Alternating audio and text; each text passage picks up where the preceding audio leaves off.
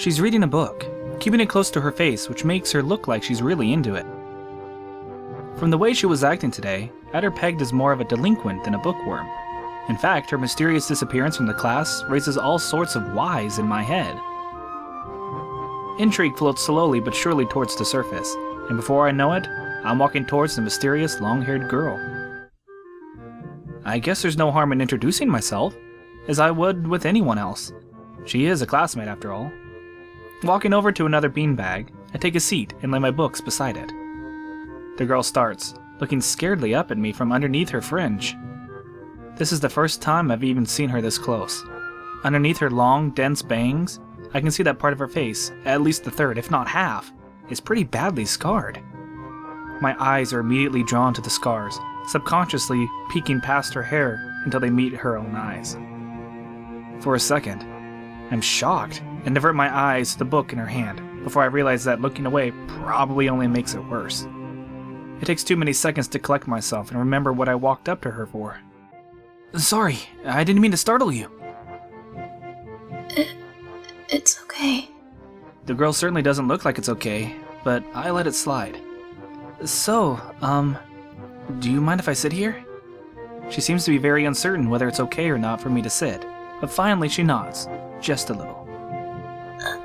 Okay. I take the seat next to her, and she hides herself behind her book. Life of Pi. Never heard of it.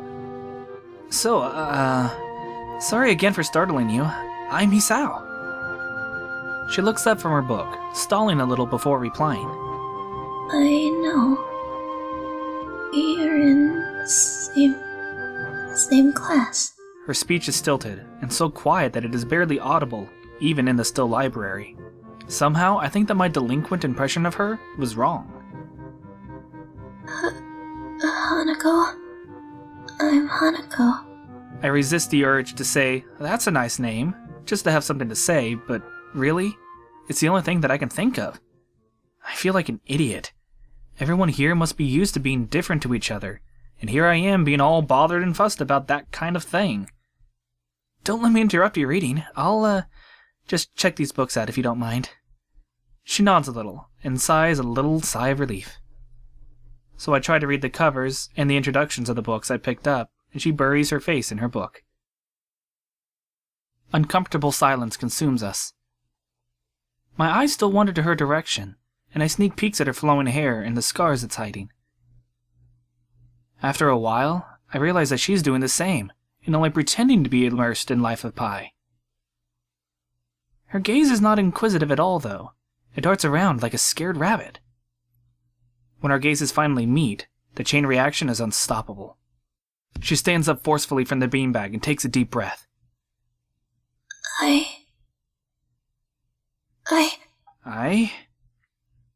gotta go do something. Without warning, Hanako takes off and runs towards the counter. Her hair-like takeoff catches me so off guard that I don't manage to go after her until she has a good head start. By the time I reach the counter, she was nowhere to be seen. Lily and Yuuko are happily chatting away. Knowing that I won't be able to catch Hanako myself, I approach the girls. Hey, did you notice a girl running past here? Maybe. What did she look like? Long, dark hair, kinda shy. She had, some scars on her face. You wouldn't be talking about Hanako, would you? Yeah, that's her. I saw her reading and tried to talk to her, but I think I scared her off or something. Oh dear. Yuuko, would you excuse me? I had better try and find her. Sure. I'll just hold on to these until you come back. What's going on? I'm sorry, but I'll have to explain it to you some other time. Right. I'll see you later then. Lily hastily grabs her cane and hurries out of the library, leaving me alone with Yuuko. I don't think I'll ever get the hang of this place. Did I do something wrong? What did you do? Nothing! I was just looking for some books, and then she got this fit and ran off. The most offending thing I can think of was that I might have looked at her general direction a few times. Well, she is a very timid girl. You have to be very careful around her. She can be very jumpy, I think, and she's not accustomed to talking with other people. Isn't that a bit strange? I wonder. It's just how she is, I Yuuko think. doesn't sound all that convincing. Then again, maybe this is just the norm around here. Everyone has their own problems, or else they wouldn't be here. But how should I deal with these people? Forcing myself to act overly casually only makes me feel phony. Like I was supposed to be ignoring the elephant in the room. Yuuko fidgets, looking like she wants to say something to that, but resists it. I think it's an elephant only if you feel that way. I guess she doesn't have a good sense of self-restraint. It makes me smile, and she blushes heavily. What? Did that sound stupid? No, it sounded really wise. I guess you're right. It's more about me than anyone else. Neither of us has anything to add, so Yuuko fills the silence by shuffling some papers around. People who have papers on their desk really like doing that. Did you find any books? I should be closing soon. I mean, this library should be closing, but I have to do it. I hope that's not too inconvenient for you. Oh, yeah. I want some books, but I left them over there because I'll just go get them. I fetched my stack of books from beside the beanbags where Hanako and I were sitting and returned to the counter. Wow. You read a lot, don't you? I surprised myself with that too, honestly. At least when I really think about it. I had a lot of free time earlier this year, so I kind of started reading books to fill that time. I couldn't do much else. I see. But she doesn't say anything else, and just checks out my books for me. I guess this is what they call tact. Holding the library books with one arm, I trawl in my pocket for the key to the door. A sudden sound from behind startles me, making me nearly drop the books I'm carrying, or the key that I almost managed to get into the lock. Who is it? I turn around to see who is talking to me. It's Kenji. He seems to be in a friendly mood, although the light glinting of his glasses in the dark gives him a sinister look. It's just me. This makes him pause and lick his lips nervously. Who is me? I don't know anyone called me. Are you some new guy again? His voice is suddenly strained and quick. Yes, but we've met before, yesterday. I don't think so. I would remember someone who I met only yesterday. When was that? What day is today? I try to ignore him. Is he joking or what? Prove that we've met before. You live across the hall. You're Kenji. Kenji jumps back, his eyes filled with an uncomprehending fear. How do you know my name? Damn! This could only mean one of two things. Either we have met and you're telling me the truth and I just can't remember it, or you are a spy. He pauses. A psychic spy. His eyes dart around me, trying to peek into my room, although it's hard to believe he can see anything through those thick glasses. His mood swung from friendly to manic in less than a minute. I'm not psychic. How do I know that? I'm not a mind reader. Kenji points a finger in my face damningly. Unlike you! Stop that, man. We met yesterday. What's wrong with you? I live in this room. Lies. If you think you can pass as Hisao because I'm legally blind, you are sorely mistaken. You don't even look like him. I mean, the resemblance is real slim. Maybe at a distance. But who do you think you're I kidding? want to grab him by his shoulders and shake him. Exasperated, I rub my eyes and let out a heavy sigh. Stay there. Kenji comes closer, one careful step at a time. I stay still, lest he assault me physically, although I doubt he could do much damage even if he did. Oh wait, I see now. It really is you. Sighing again, and then once again for good measure, I step backwards, just in case. What's up, man? You don't look so good. I think. Something wrong? I don't know. Just had something stupid happen to me. A few stupid things, actually. Even if you discount this one. I can't get a proper touch on other people here. And I have no idea if it's because of me or because of them. I don't know why I'm telling this to Kenji. It's not like we've had any contact either. That's rough, dude. Yeah, I'm sorry about calling you a psychic spy and all, but you can never be too careful. It's the hard reality we live in. I'm slowly starting to think that Kenji isn't necessarily living in the same reality as the rest of us. You see? This is how the world works. There is no justice, you see? Even when I lose, I win, because I don't lose the lesson. What does that even mean? It doesn't matter. He dismisses it flatly with a wave of his hand. So what happened? Why the long face? Do you have a long face? It's nothing. I just scared some girl off accidentally. Literally, too. She actually ran away from me. It was my fault, really, I think. I'm not really used to all this yet. A girl? A cute one? Cute? Well, that's a hard question. She had a nice body and really beautiful hair. But the face... I guess it could go either way. Yeah, cute, I guess. I knew it! There are a lot of cute girls here. A strangely disproportionate amount. I believe this is one of the dark secrets of this school. I tried to warn you, man, but did you listen? I don't remember any such warning. Dark secrets? Yes, dark secrets. Extremely dark, like a black hole. Have you noticed that the number of girls at this school is slightly but significantly higher than the number of boys? It's like 60 to 40. He turns his head to the left and stares off into the distance at nothing. Why is it like this? I mean, to the untrained eye, it doesn't appear to be that bad. But that is a full 20%. One would think that a school with such a large pool of women would be a man's dream, but no! What I am about to tell you could blow your mind. Are you ready? I don't know where this is going, but I think I won't be missing much by cutting out now. No, I am not ready. I only get as far as turning the doorknob before Kenji starts talking again, showing that he doesn't really care if my mind is blown or not. I believe that this school is a battleground, the site of a feminist infiltration. This disparity in the number of men to women is a clear sign of how far they come. In case this Cold War turns hot, they will have superiority in numbers. Just another skirmish in the eternal war against the feminists. They're everywhere. In Japan, women outnumber men. It's not a 60 to 40 split, but it's only a matter of time, man. Even in America, women are the majority by a hair. They're building up their numbers. In the past, the buildup of military has always been the clearest sign of imminent war. Japan is just the first step.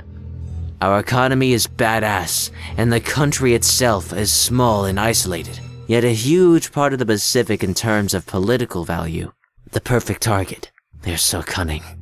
As expected of women, soon the day will come when... Kenji's voice trails off ominously.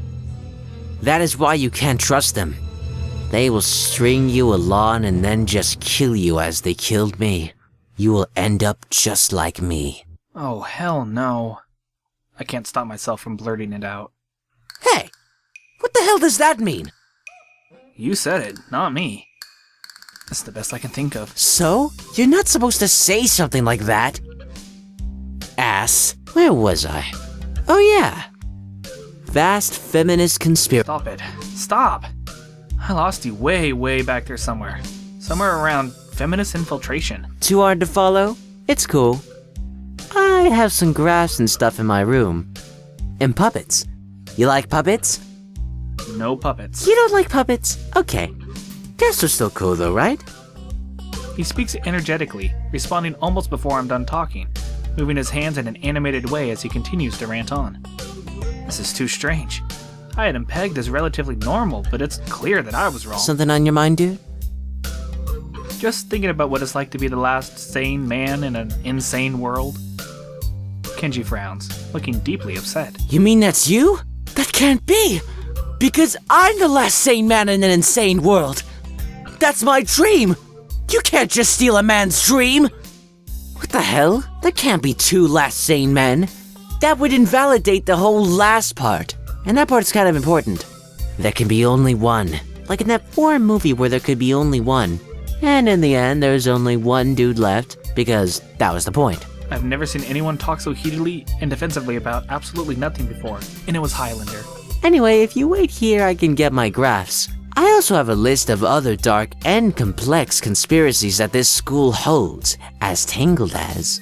Quick, finish my analogy for me. Be a pal. I'm going to go to bed now. It's extremely late. That doesn't sound like an analogy, but whatever.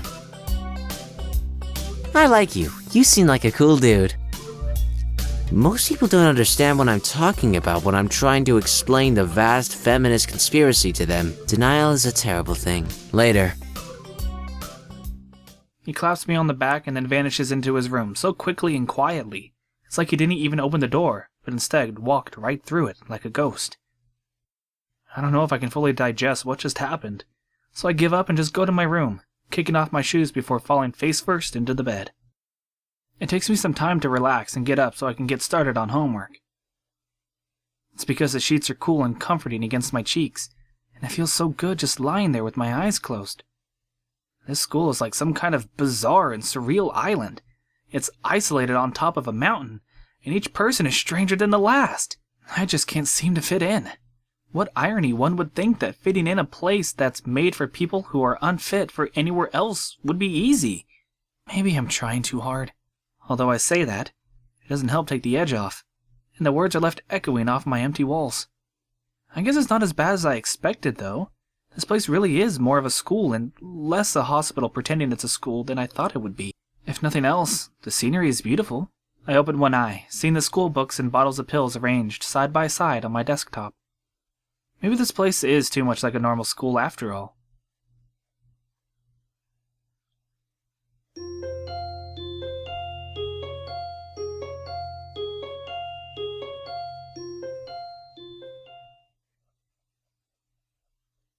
I feel very tired this morning, probably because yesterday itself was a very tiring day. On top of that, I woke up far earlier than necessary. After saying hi to Shizune and Misha, I start doing the work as instructed from the board. It already looks like today is going to be heavy. I don't have a problem with that now though. Shizune and Misha might jump on me trying to get an answer about whether or not I've decided to join the student council, even if it's just one day. I wouldn't put it past them to try, and I don't have an answer for them if they do. So this situation is convenient for me. About 10 minutes into class, Hanako walks in and takes a seat, but no one looks at her. The teacher doesn't even comment on her lateness. He does, however, stop us to say that we are going to break into groups again. I turn my head to see that Shizune and Misha are looking at me. Shizune gives me a smile that is equal parts cute and menacing. This is a smile that says, "We have you now, there is no escape." Hee-chan! It looks like we're together again! Yay, yay! Misha leans sideways, and Shizune pushes her desk closer to mine. There really is no escape now, unless I were to jump through the window. Jumping out the window isn't the best option, sadly. What's wrong, Hee-chan? Oh, Hee-chan, have you been thinking about what you said yesterday? You said that you'd think about joining the student council, didn't you? It's okay, Hee-chan. We were talking about it after you left, and it would be rude to expect you to already have an answer for us this early, right? Right! I'm so happy you two are able to have a laugh at my expense, and even more pleased to know that you both know how crazy the two of you can be. Now that that's over, Shizune snaps back into serious mode and smacks today's assignment with the back of her hand in an overly dramatic and important way. When I actually look at this stuff, it's mostly just reading. In fact, there are only 2 problems. I almost want to say something about how her rush to get started seems a bit much, considering the small amount of work. In fact, Shizune probably knows how little there is and simply doesn't care. Yeah, it seems like the workload doesn't matter to her as much as the fact that there is work. The actual amount is unimportant. She approaches everything with the same level of ambition. While I'm reading, I let my eyes wander around the room and catch Hanako trying her hand at solving the problems. It looks like she's working alone. I can't remember seeing her working with other people before. Thinking back to how shy she is, it's understandable.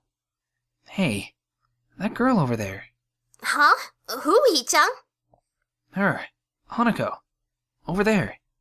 Does she always work alone? I think so, Hee-chan. Do you feel sorry for her because she's alone? I was just thinking that maybe she could work with us or something. No, I don't think that would be a good idea, Hee-chan. Why not? Shi-chan wouldn't get along with her. Why? Misha shuffles around the question, letting out a laugh that sounds very strange. It's nervous, but still has that lilting up and down quality present in everything she says. Just because, Hee-chan. By now, Shizune has noticed our conversation, and it makes me realize again how Misha has been signing everything she has been saying this whole time. What, Hee-chan? The friend of my enemy is my enemy? That sounds so harsh. I'm not gonna say that. You said it anyway. I know, Hee-chan. It's fine if you overhear. I wonder if this is Misha's way of keeping things fair, since without her, I wouldn't be able to understand a thing Shizune is saying, and vice versa. Is that also why she signs all the time? So there is never a conversation Shizune will be left out of? Anyway, we should start on the problems now, Hee-chan.